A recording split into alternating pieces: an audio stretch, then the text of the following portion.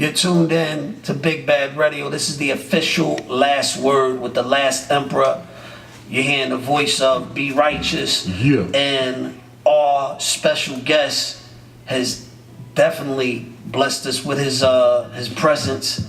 You know, I couldn't think of a better person to have on this show last, you know, besides the person where it all began. That's right. You know, the legend. And if you haven't figured out who I'm talking about, I'll let him introduce himself, because I don't think I could do anything better than he can do for himself as he's done throughout his life. I am Cornbread. Yes.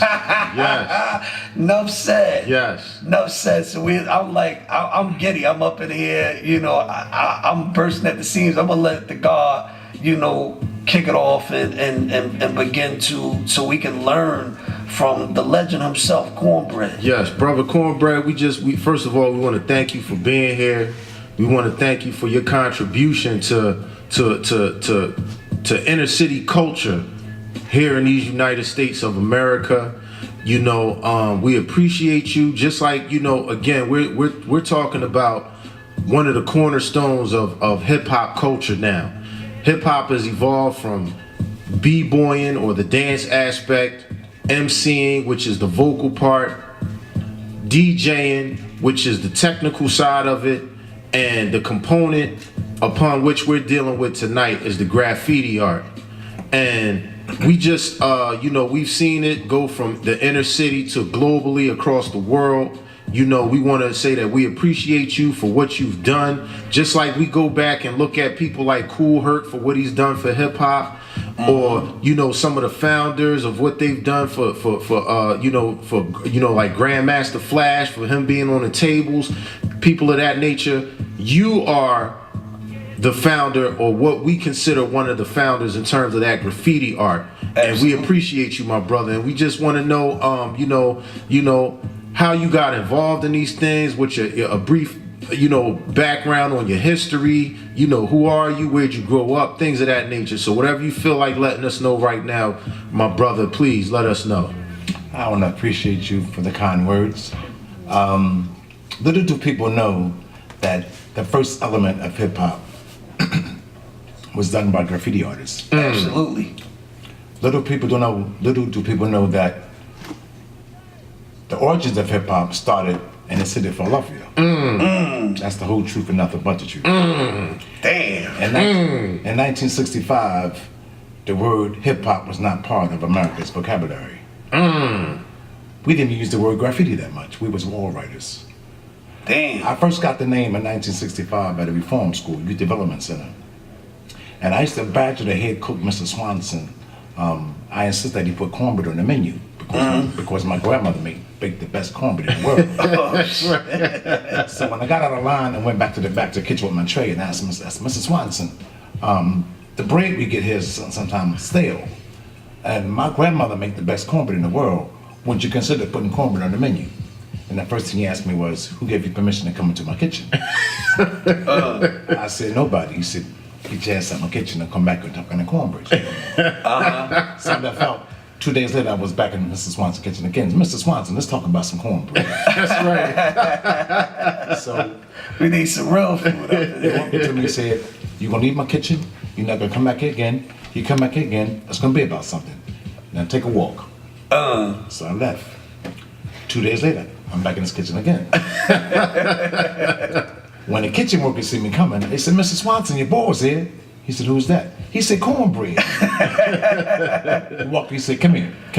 I walked to the ribbon by my shirt collar and said, let's go. And he took me out to the cafeteria where I was sitting at and threw me on the floor and told my counselor, Mr. Luff, Mr. Luff, keep this cornbread out my kitchen. Threw me on the floor. And everybody just started laughing at me.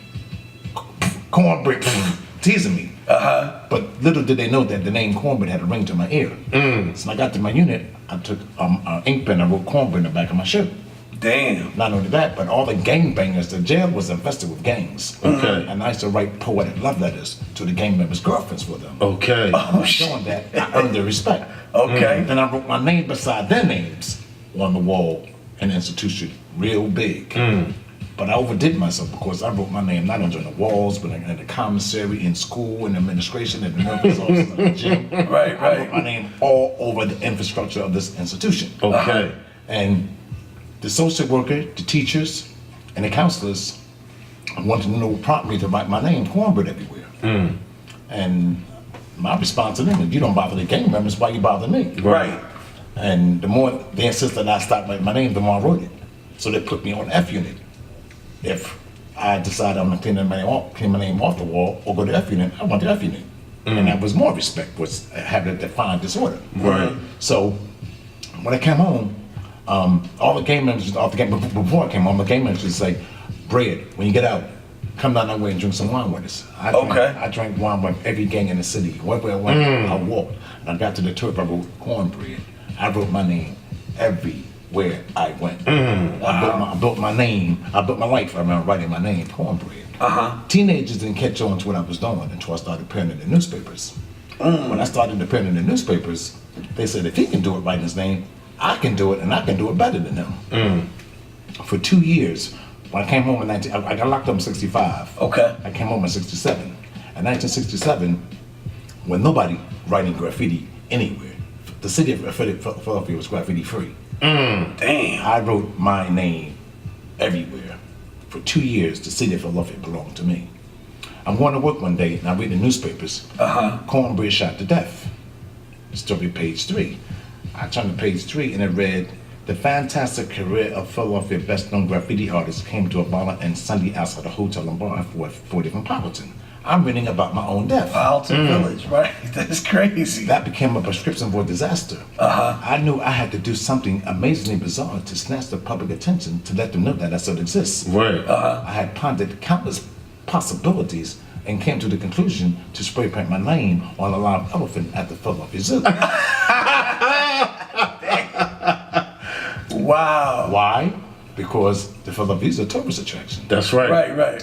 I went to the zoo and I watched the elephant for 3 days. I watched the zookeeper shout him down with the hose. I watched the zookeeper take the rake and rake up his waist. I watched the zookeeper hold on his ears, hold on his trunk, pat his side. The elephant had been in captivity for so many years it became domesticated, tame. Right. And he allowed the zookeeper to make human contact with him.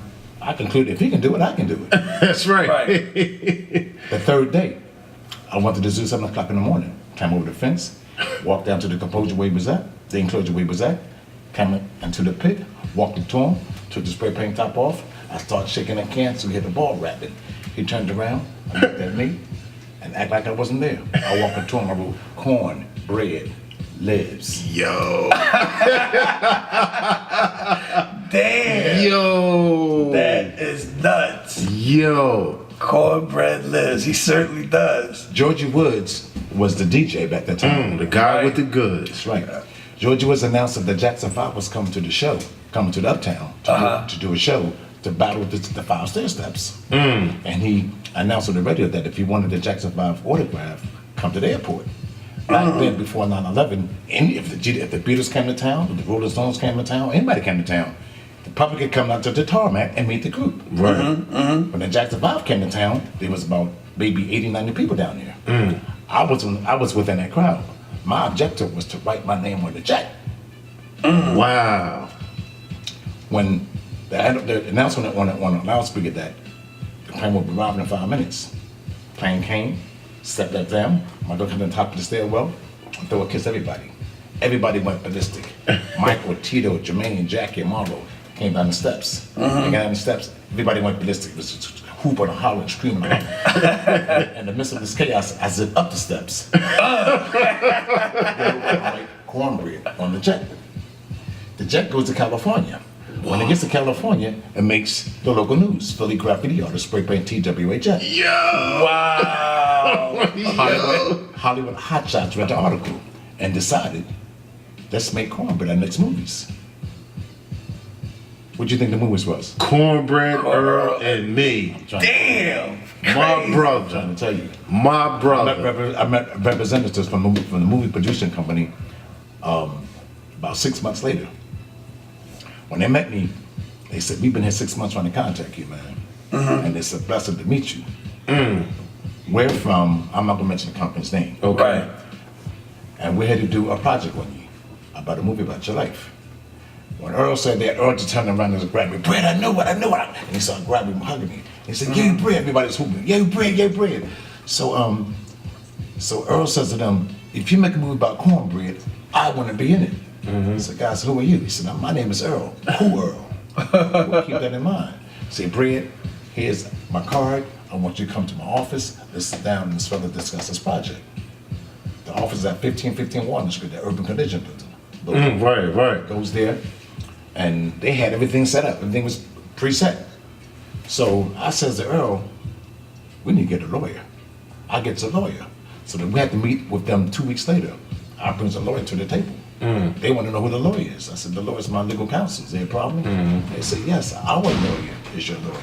I said, no, your lawyer is your lawyer, and my lawyer is my lawyer. I didn't play ball with them. I didn't comply with them. They insist I get rid of them. I says, I keep them. Within a month, they left Philadelphia and went to Southside Chicago and changed the whole concept of the movie. Changed the plot, the location, and the characters. Wow. The only thing they kept, the name of the movie was Cornbread, Earl and Lee. It was about basketball. Wow.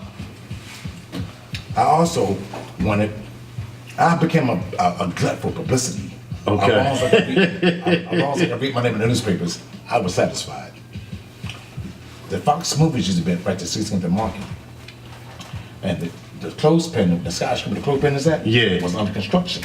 I'm leaving the building and I looks up and I see this building under construction. I see this kind of clone fence. So I walked on where the gates meet at, came over the fence, went to the work site, walked back to where the building was at, and pushed the elevator shaft that takes the material up. I went to the 44th floor, and I wrote my name, Cornbread, on a massive slab of concrete, on the elevator, on the ground, on a beam. I just did the job to do this, to do the skyscraper. George, I wanted to write my name on a police car. So I go to the projects at 23rd and Diamond. Raymond Rose. And I tell my man Kelly, I said, Kelly, I have a blank gun, blank pellets. I'm gonna call the cops. When the cops come, I want you to start shooting blanks at them. He said, Brad, why should I do that? He said, because when the cops come looking for you inside the building, they're gonna leave their vehicles unattended. And I'm gonna spray put my name. Do it, Brad, do it, Brad. So I called the cops come to the projects, and Kelly starts shooting at them. Back up, we've been shot at, all these other cops are coming. They come to the building, where the shots coming from. They come to the building, I put a spray paint, I must have run about 5 or 6 cop cars and paddy wagons. Wow. It was too many cop cars, too many vehicles that defaced it to take off the street. So Right. the police is riding around, police, cornbread. Okay. Right. Police, they didn't publicize that because they didn't want a copycat effect. Okay. As long as I made the newspapers, I was satisfied with that. The city of Philadelphia back at that time in '67 had underwent a unique experience unlike any other city in America. We're talking about maybe 100, maybe 150,000 teenagers underwent a unique experience unlike any other city. Okay. We involved ourselves in a social uprise. All the gangs was dissipated. There was a new movement. That was the first wave of the hip hop revolution. We adopted college fraternity names to identify ourselves. We went down to Atlantic City before the casinos came up, and we partied a whole week of partying, dressing, stepping. What the kids are doing today, Right. is what we did. Okay. They just do it better. Okay. Oh, okay. We dressed up. The Right. kids down, dressed down. Dressed down. We spent hours and weeks at a time just stepping. The b-boy, the cha-cha, the breakdancing, all that was derived from Philadelphia. All that. Hip-hop was derived from Philadelphia. By the time I migrated to New York is the media capital of the world. Right. Everything is magnified. When we started, migrated to New York took the credit for it. But the writers of New York knows where it all started from. That's powerful. I mean, this was before Run DMC, Cool Herc, all of them knows where it all started at. That's powerful. That is powerful. That's history. That's history. I saw my art. I saw my signature at art collectors in Europe for thousands of dollars. Wow. I make a lot of shows, a lot of art shows. I did a show in California for a week. I'm going back to San Francisco in September. Okay. I got a show in Chicago. I got another show in Chicago in September. No, the show in Chicago was in October. Mm-hmm. The show in San Francisco is in September. Okay. Right. So it's a lot of show. I'm all over the country doing things, just. That's powerful. Yeah. That's powerful. We're glad to hear that That's you're powerful. able to reap the benefits of your legendary status, because 51 years strong. And the cases and incidents that you just told us, they bear witness to exactly why you had that legendary status. You had to be a bold individual to do those things. We talking about from not being afraid to go into the elephant enclosure at the zoo to not being afraid to ride on a cop car, few squad cars, to not being afraid to go to buildings that were under construction. You're not just. You're a historical figure. Exactly. In every sense of the term, you are a historical figure. And I had never met you, but I definitely heard a lot of what we call here the old heads talk about, cornbread. And this was before I knew of all these incidences, and I see exactly why your name is revered like that. And you're just a powerful brother. And again, we thank you for everything you've done for the culture. And I'm glad to hear that you're reaping the benefits of what you started. I'd like to add that in September I'll be inducted to the Smithsonian. Wow. There's a documentary on my life entitled "The Legend of Cornbread." The Legend of Cornbread. I'm talking to my brother right here, Righteous. We're trying to do the second documentary. All people who made the culture keepers wasn't involved with the first one, because the document wasn't shot through my lens. It was shot through the filmmaker's lens. Okay. I want to shoot it and direct it, and 50 Cent gave me some lyrics and then a shadow and some raps he was doing. And Dead Presidents, so they was talking about. That's right. That's right. That's right. I want all this to be compiled in the one documentary. Absolutely. Would you mind getting a little closer to the mic, brother? Yeah.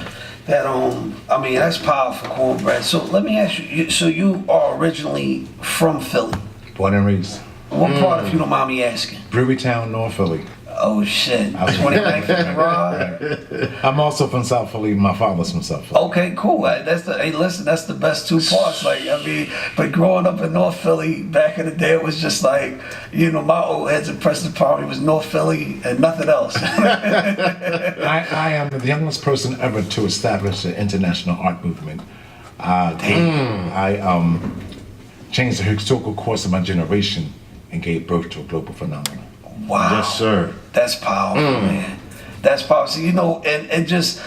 It's chilling to sit here with a brother of your stature and your caliber, because, in just some of the brief conversations that we've had over the past, week or so, and to learn your perspective and going from, and correct me if I'm wrong, from being a war writer to knowing what, you actually shaped the landscape, and was able to even share the same sentiment with me like that. And your exact words is the difference between being a graffiti artist and a graffiti wall writer.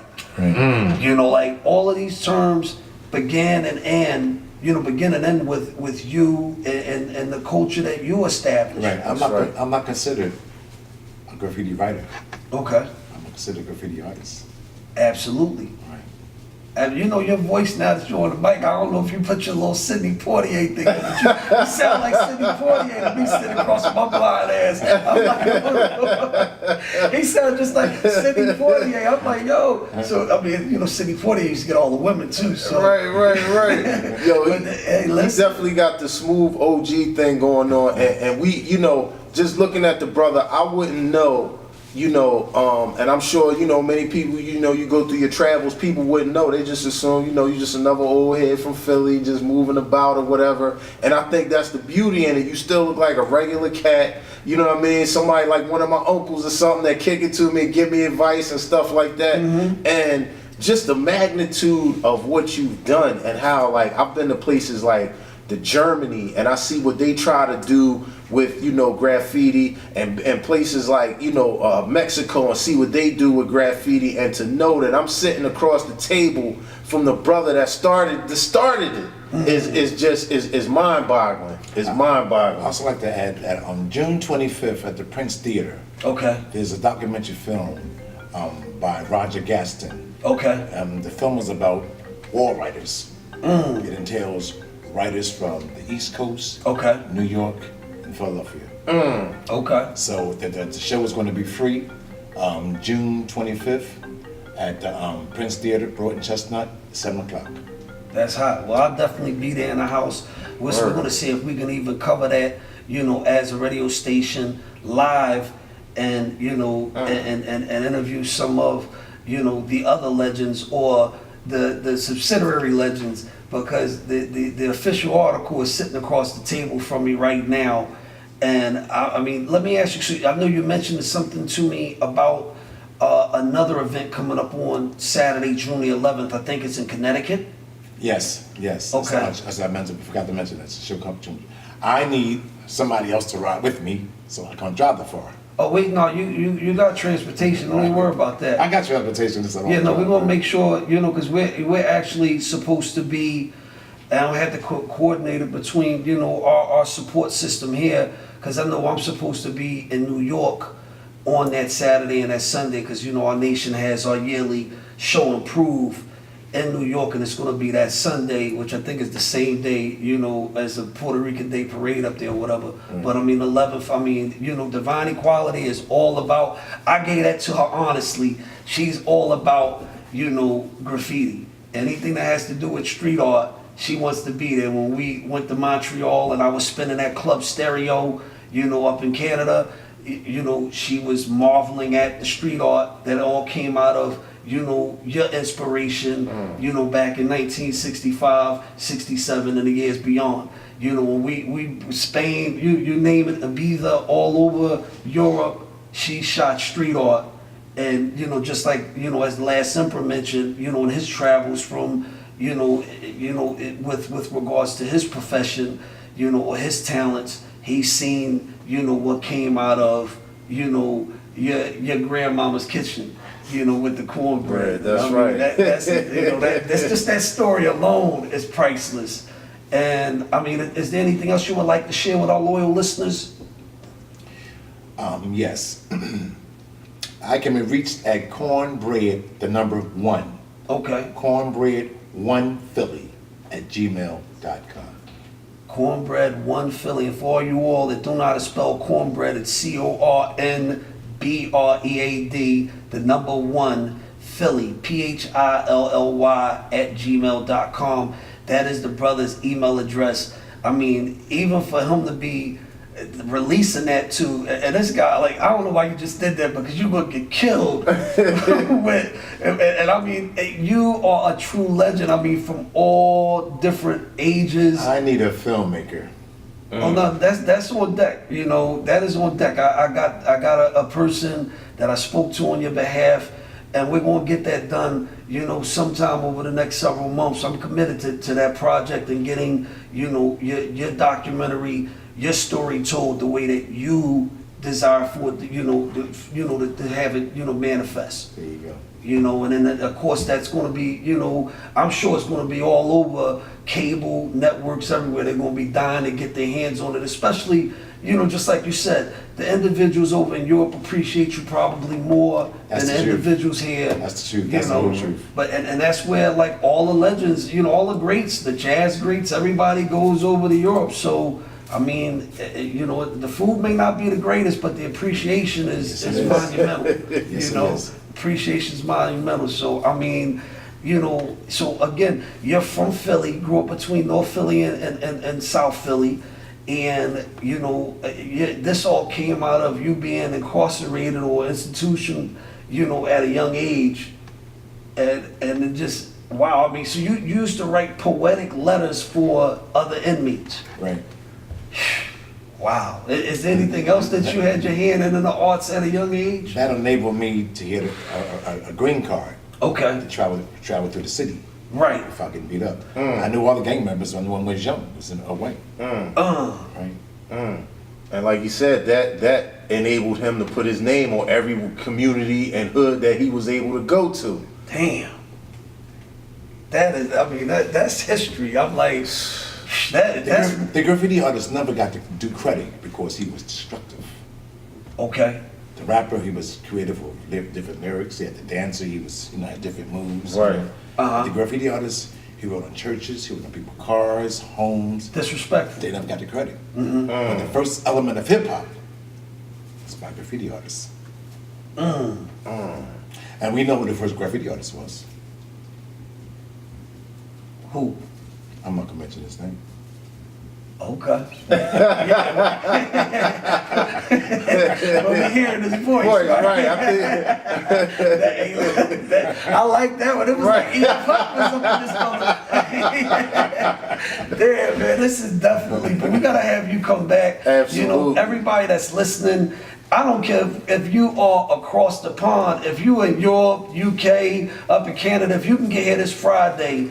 Divine Equality's brainchild, her baby is definitely taking place for a third time in less than a year. It's going to be the BBR Arts, the BBR Collective, pardon me, right here at 319 North 11, where the BBR Arts Loft is, in the home of Big Bad Radio.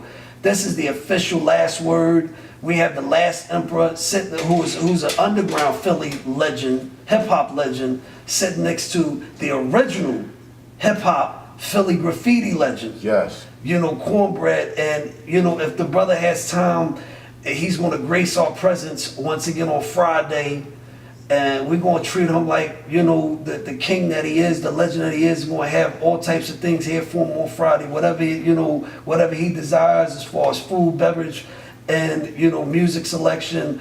Because the brother is truly a legend, and if you plan on getting autographs by him, there will be a fee. I can, this brother is not signing anything for free like he did. Y'all got your freebies when you were here back in February. Right. But if you truly can appreciate what you'll be in the midst of, I mean, the nominal fee that will be charged for his autograph and pictures, is nothing. It's nothing, but the brother has to be compensated for his presence and just the jewels that he dropped this evening and that he will be dropping on Friday. If his time permits. Once again, this is the official last word on Big Bad Radio, and we're going to definitely sign off. I don't know what selection the Last Emperor wants us to have, and I'm not sure if there's anything before we go ahead and resolve this issue or episode. If there's anything that Cornbread, Mr. Cornbread, I should say, would like to share with us. I'll be here Friday, and it was good to be here. Thanks so much. Thank you. Is there any last words? I think he's just giving us the last word for this particular episode, the official last word for this particular episode. Again, we thank you for everything you've done for our culture, for our people here and across the world, throughout the universe, and we say peace. That's enough said. Oh, one last thing while Divine Equality brings the music in.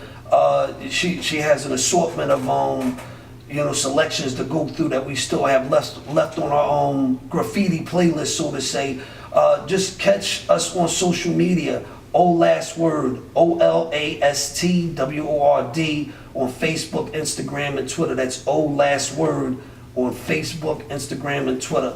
And of course, you're tuned in to BigBadRadio.com. You can catch us on just on the internet, or if you're more intelligent and you have room on your phone, you can, or your smart device, you can go ahead and download the app Big Bad Radio, Google Play, Apple App Store.